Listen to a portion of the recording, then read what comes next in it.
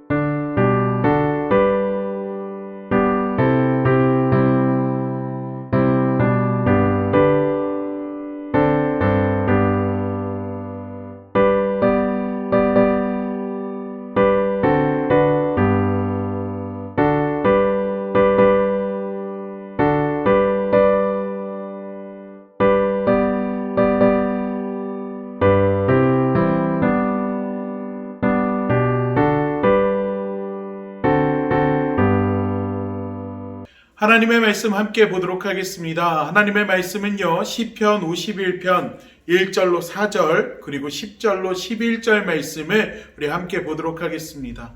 우리 화면 보면서 함께 합독합니다. 하나님이여, 주의 인자를 따라 내게 은혜를 베푸시며 주의 많은 긍휼을 따라 내 죄악을 지워주소서. 나의 죄악을 말갛게 씻으시며 나의 죄를 깨끗이 제하소서. 물은 나는 내 죄가를 아오니 내 죄가 항상 내 앞에 있나이다. 내가 주께만 범죄하여 죄의 목전에 악을 행하였사오니 주께서 말씀하실 때에 의로우시다 하고 주께서 심판하실 때에 순전하시다 하리이다. 하나님이여, 내 속에 정한 마음을 창조하시고 내 안에 정직한 영을 새롭게 하소서. 나를 주 앞에 쫓아내지 마시며 주의 성령을 내게서 거두지 마소서. 주의 구원의 즐거움을 내게 회복시켜 주시고 자원하는 심령을 주사 나를 붙드소서. 아멘.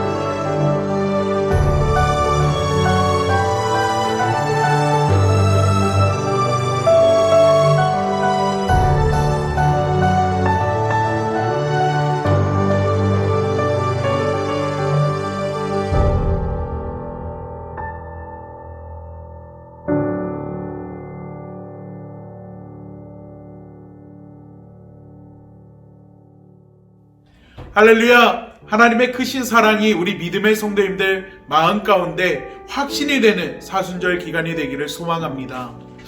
지난번 함께 말씀을 나눈 대로 우리는 사순절 절기를 보내고 있습니다. 한 주간 여러분의 사순절은 어떠했나요?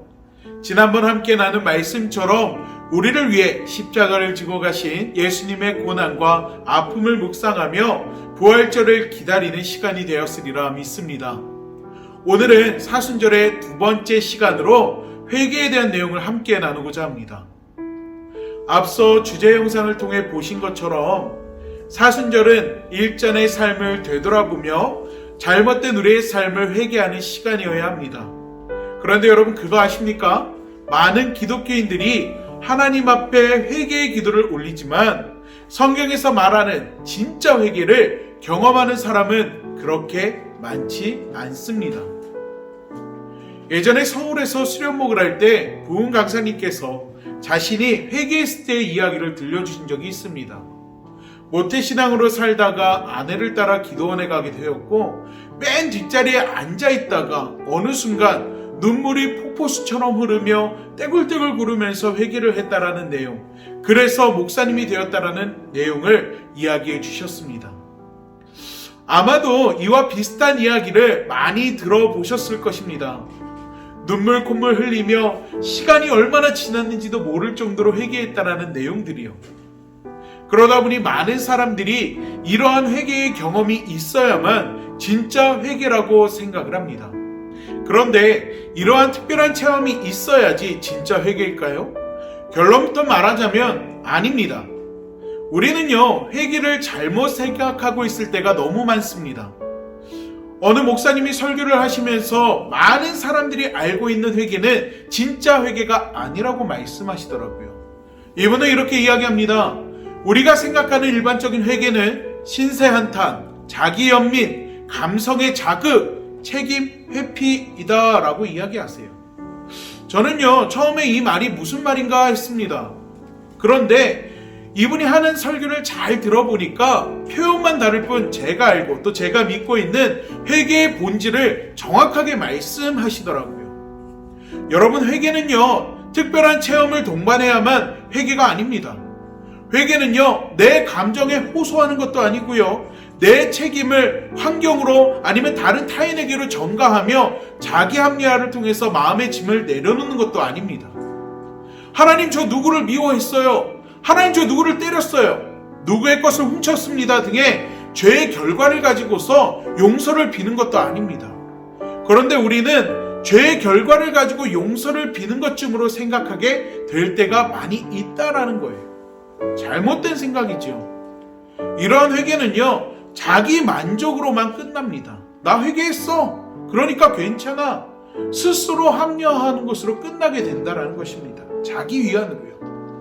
그렇다면 진짜 회개가 무엇일까요? 여러분, 진짜 회개는요, 성경에서 말하는 진짜 회개는요, 이것입니다. 우리 앞에 제가 띄울게요. 함께 읽어볼까요?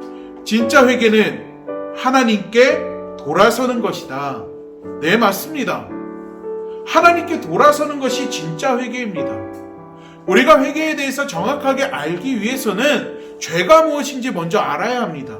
문제를 알아야, 원인을 알아야 답을 찾을 수 있기 때문이죠. 자, 여러분, 죄가 무엇입니까? 우리는요, 죄하면 도둑질하는 것, 미워하는 것, 폭력을 휘두르는 것, 남의 것을 탐하는 것, 살인하는 것 등등등 이런 것이 죄라고 생각할 때가 많이 있습니다. 하지만 틀렸습니다. 이는 아까 말씀드린 대로 죄의 결과물이에요. 성경에서 말하는 죄의 본질은요, 하나님으로부터 이탈하는 것을 뜻합니다. 여러분, 성경을 보면 시내산에서 하나님께서 모세에게 그리고 이스라엘 백성들에게 주신 것이 있습니다. 뭐죠? 맞습니다. 십계명입니다. 자, 여러분, 십계명 다 외우시죠? 자, 지금부터 십계명을 외울 건데요. 자, 첫 번째 계명 무엇입니까? 너는 나 이외에 다른 신을 내게 두지 말라입니다. 역시 다들 알고 계시죠? 자, 이후로 우상을 만들지 말고 여호와의 이름을 망령되이 이르지 말고 안식일을 거룩하게 지키고 부모를 공경하고 살인하지 말고 간음하지 말고 도둑질하지 말고 거짓 증거하지 말고 이웃의 집을 탐하지 말라라고 이야기합니다. 그런데요, 제1계명이 왜 나 외에 다른 신을 섬기지 말라고 하는 것인지 아십니까? 이 첫 번째 계명만 잘 지켜도 나머지 9개 계명은 자동적으로 지킬 수 있기 때문입니다. 여러분 한번 생각해 보세요. 하나님 한 분으로 만족하고 하나님 한 분으로 행복하고 하나님의 음성을 듣는 것만으로도 흔들리지 않는 삶을 살아간다면 이후에 우상을 만들거나 여호와의 이름을 망년되이 일컫거나 안식일을 안 지킬 이유가 없습니다. 오히려 반대로 철저히 지키겠죠. 부모를 공경하고 살인을 하지 않고 간음, 도둑질, 거짓말, 탐욕 등 자동적으로 거부하는 삶을 살아가게 됩니다. 왜요? 하나님 한 분만으로 만족하기 때문입니다. 하나님이 살아계심을 알기에 그분과 함께하고 있음을 믿기 때문에 그렇습니다. 죄의 본질은 하나님께로부터 이탈하는 것입니다. 이탈했기 때문에 죄를 짓게 된다는 것입니다. 그렇다면 반대로 회개가 무엇일까요? 앞서 우리가 함께 읽은 대로 하나님께로 돌아서는 것입니다. 하나님께 돌아선 인생은 그 삶이 달라집니다. 하나님께로 돌아서고 나면 모든 예배마다 찬양마다 기도하고 성경을 펼칠 때마다 하나님의 임재를 경험하게 되고 삶이 회복되게 되는 것입니다. 하나님이 이 땅에 예수님을 보내신 것은 우리와의 관계를 회복하기 위함입니다. 죄의 문제로 하나님과의 관계가 멀어진 그리고 문제가 생겼기 때문입니다. 점점 영적으로 하나님과 멀어진 삶을 살아갑니다. 말씀이 우선이 되고 하나님의 삶이 우선이 되어야 하는데 내 생각과 자아가 우선이 되고 세상이 우선이 되고 사람이 우선이 됩니다. 그러다 보니까 점점점 세속화되어 가는 거예요. 세상과 버탄 인생을 살아갑니다. 그것이 죄인지조차 모르는 삶을 우리가 살아가게 되었다라는 것입니다. 이에 예수님을 보내셔서 십자가의 고난을 통해서 우리 죄의 문제를 해결해 주셨습니다. 그리고 그 과정을 우리는 사순절이라고 이야기합니다. 사랑하는 우리 믿음의 사교구 성도 여러분, 눈물을 흘리고 뒹굴며 무엇인가 특별한 경험이나 영적인 체험이 있어야만 회개가 아닙니다. 진짜 중요한 것은 십자가의 보혈을 통해서 내가 깨끗하게 되었다라는 것을 믿는 믿음이 있어야 합니다. 다시 말해 진짜 중요한 것은 믿음입니다.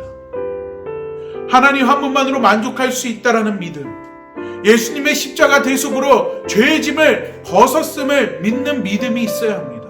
그리고 결단해야 합니다. 다시는 내가 이전의 죄의 모습으로, 죄의 삶으로, 죄된 삶으로 돌아가지 않겠다라는 결단, 하나님의 말씀대로 살겠다는 결단, 죄의 종로를 타지 않겠다라는 결단, 예수님의 사람답게 살아가겠다라는 결단이 우리에게 있어야 합니다.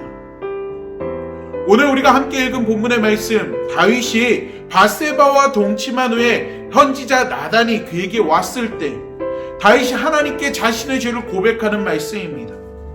여기서 정말 중요한 것이 무엇인지 아십니까? 하나님, 내 죄를 용서해 주세요.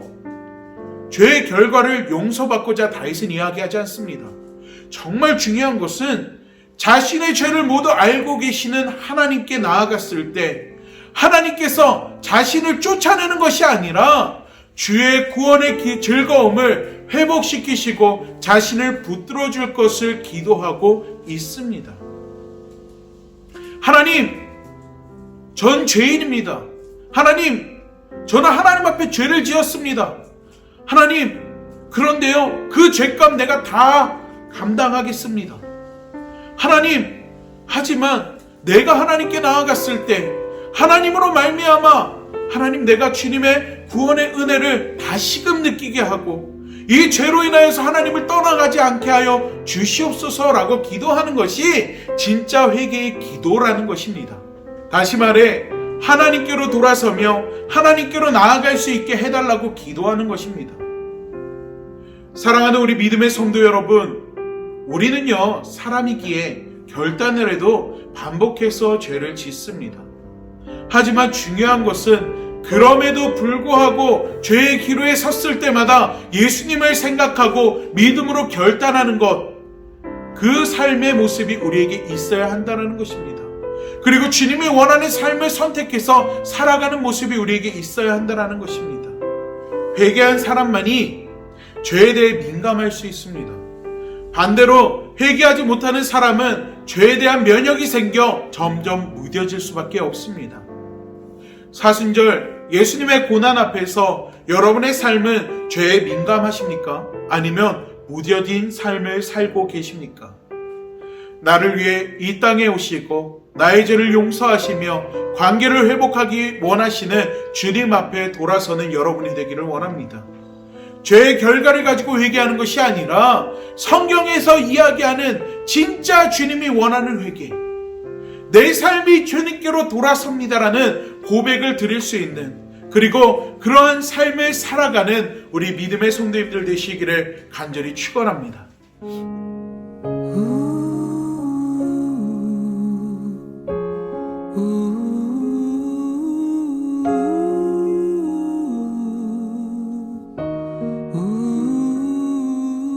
오 주님, 우리의 마음을 엽니다. 우리의 상한 심령을 주님께 드립니다. 오 하나님 아버지의 크신 선하심을 따라 우리에게 사랑을 베풀어 주시고, 풍성한 사랑하심을 따라 우리의 죄를 제거하소서. 주님의 말할 수 없는 사랑으로 우리가 지은 죄에서 자유케 하시고, 우리가 받아 마땅한 징벌로부터 구해주소서. 오 모든 어둠의 행실에서 구하시고 영과 육의 모든 더러움을 씻기소서. 그리하여 때가 이를 때 정결한 마음과 생각으로 오직 한 분이신 참되신 하나님을 따르게 하소서.